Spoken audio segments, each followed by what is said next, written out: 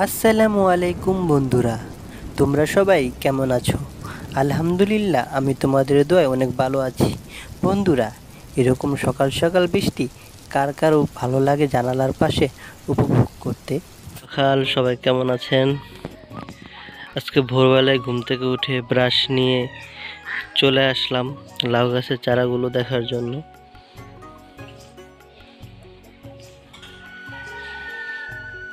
আলহামদুলিল্লাহ, এগুলো খুব ভালোভাবেই বড় হইতেছে।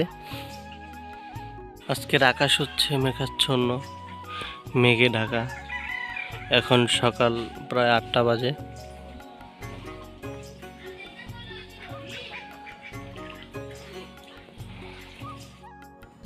বন্ধুরা, ঘুম থেকে উঠে হাত মুখ ধুয়ে এসে যখন দেখবে ঘর দুয়ার পরিষ্কার, তখন কেমন লাগবে অবশ্যই জানাবে। তো এই যে দেখছো, আমাদের দুন্দুল গাছে দুন্দুল ধরেছে। আর বন্ধুরা, দুন্দুল গাছের ফুল কার কার বেশি ভালো লাগে আমাকে কমেন্ট করে জানাবে। আমার কিন্তু অনেক ভালো লাগে।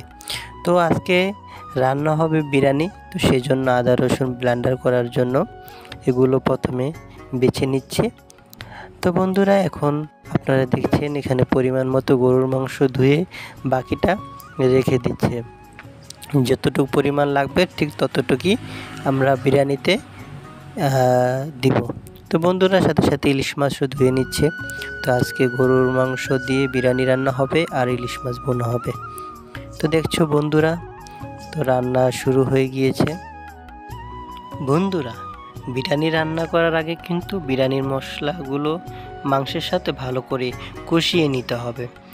যখন মাংসগুলো কষে যাবে, ভালো করে এগুলো নেড়ে চেড়ে ময় মশলা দিয়ে আর ভালো করে বিরিয়ানির সিক্রেট মশলা দিয়ে এগুলোকে ভালো করে আপনার অনেকক্ষণ ধরে এগুলো জাল দিয়ে নিতে হবে। তো বন্ধুরা, আমার বড় আপু আরেক পাশে বট ভাজতেছে আর ভাত রান্না করতেছে মাটির চুলায়, আর আমি বিরিয়ানিটা রান্না করতেছিলাম গ্যাসে। তো বন্ধুরা দেখুন, বটগুলো ভেজে নিচ্ছে। তো আজকে বট ভাজাও খাবে সবাই, সেজন্য বটগুলো ভেজে নিচ্ছে। তো এদিকে বিরিয়ানির মশলা কষানো হয়ে গিয়েছে। একটু পরে এখন আবার বিরিয়ানির মশলাতে চাল দিয়ে দিব। বন্ধুরা, ছোট্ট একটি ব্রেকের পর চাল দিয়ে যখন হয়ে গিয়েছে বিরিয়ানিটা, তার কিছুক্ষণ আগে একটু নেড়ে দিলাম যেন বিরিয়ানিগুলো সুন্দর হয়।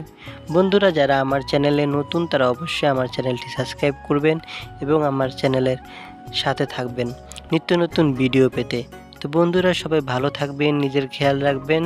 আর হ্যাঁ, আমার পরবর্তী ভিডিও দেখার জন্য কিন্তু আগ্রহ নিয়ে বসে থাকবেন।